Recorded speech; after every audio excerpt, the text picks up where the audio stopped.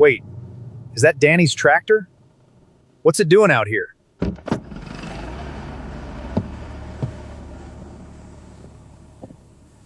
Danny wouldn't just leave it like this.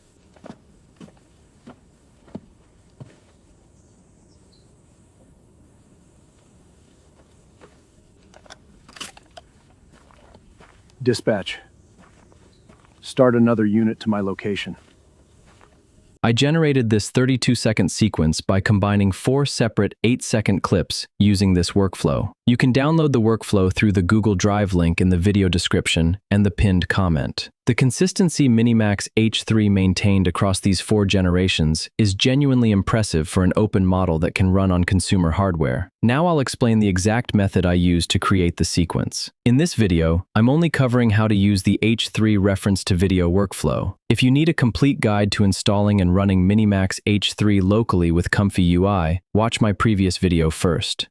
There is one important change. You cannot use the same H3 diffusion model that I used for the text-to-video generations in my previous video. Make sure you download the reference to video diffusion model using the link provided here. The VAE models and text encoder remain the same. Only the diffusion model changes. Before building the sequence, I generated these reference images with GPT Image 2. They establish the sheriff, his uniform and equipment, the patrol SUV, and the countryside environment with the red tractor. Adding them to the workflow is straightforward. Click on the Upload option on each reference image node, then select the images you want to use. The most important part is the prompting. This is the exact workflow I used for the first clip, and at this stage, I only used the 4 still images as references. I began by assigning a specific role to every image. Picture 1 defines the sheriff's identity. Picture 2 preserves his uniform and equipment. Picture 3 controls the patrol SUV, while Picture 4 provides the countryside, the road, and the red tractor. This prevents H3 from having to guess what information it should take from each reference. I then describe the action in chronological order. The clip begins from the sheriff's first-person perspective inside the moving SUV. I finished the prompt with the main camera and continuity constraints. The camera had to remain inside the SUV, the sheriff's face could not be visible, and the reaction needed to stay restrained and realistic. That is the basic prompting structure I used throughout this sequence. Define what every reference controls, describe the action in order, include the exact dialogue, and finish with the constraints that matter most. For the second clip, I used the first generated video as a reference alongside the same 4 images. These are the settings I used in the load video node. The frame rate matches the original clip, while frame load cap and skip first frames determine which part of the video H3 receives as its reference. I set frame load cap to 5 and skip first frames to 187. Here is why. The clip is 8 seconds long at 24 frames per second, giving us 192 frames in total. With skip first frames left at 0, the workflow tries to use the entire clip as a reference. Combined with the 192 frames in the new generation, that raises the total frame count to 384 and immediately causes an out-of-memory error on my system. I only need the end of the previous clip to establish the continuation. 5 is the minimum value accepted by this node, so I skip the first 187 frames and load only the final 5 frames from the original 192. In the prompt, I described video 1 as the exact preceding scene and told H3 to continue after its final moment. The new shot begins outside the stopped SUV. The sheriff steps out, looks toward the tractor, and walks toward it while the camera transitions into a tracking shot from behind him. As before, I assigned each still image a specific role and reinforced the same character, vehicle, environment, weather, and lighting.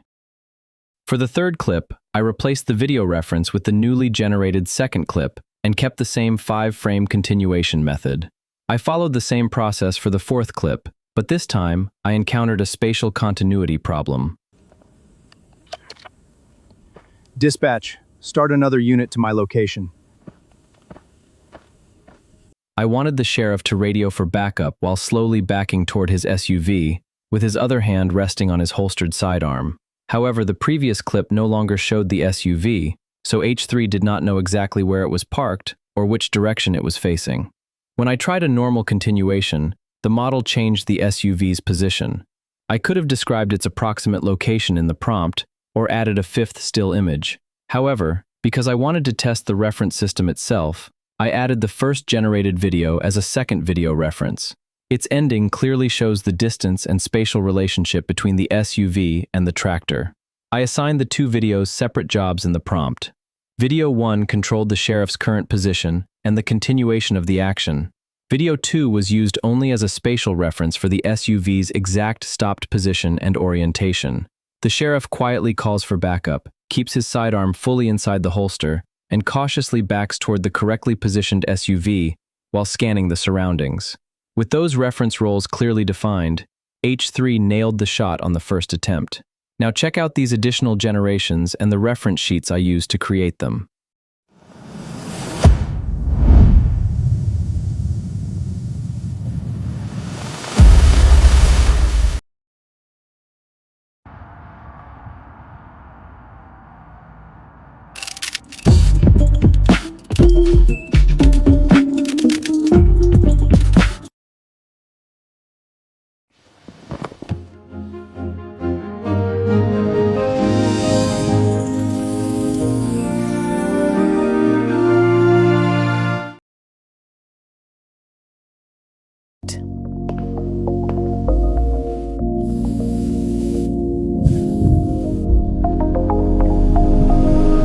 Velvet.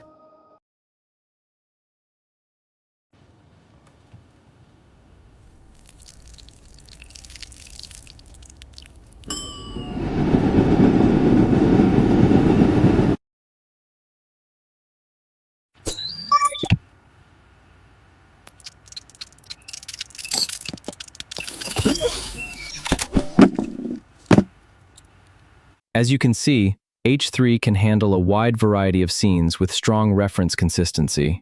Its ability to generate readable text is especially useful for UGC-style promotional videos and other shots where signs, labels, or product wording need to remain visible. This is a major step forward for local video generation. The model can preserve characters, objects, environments, dialogue, and broad visual continuity remarkably well, although generation times are still long on limited hardware. If you want faster generations, you can add the Easy Cache node shown here. Using these settings, I generated a 10-second 540p clip in approximately 14 minutes. Without Easy Cache, the same generation took around 22 minutes. That is a meaningful speed improvement, but the loss of visual quality was clearly noticeable in my testing. You can experiment with more conservative Easy Cache values, but one setting may not behave consistently across every scene. I would treat it as an option for faster drafts.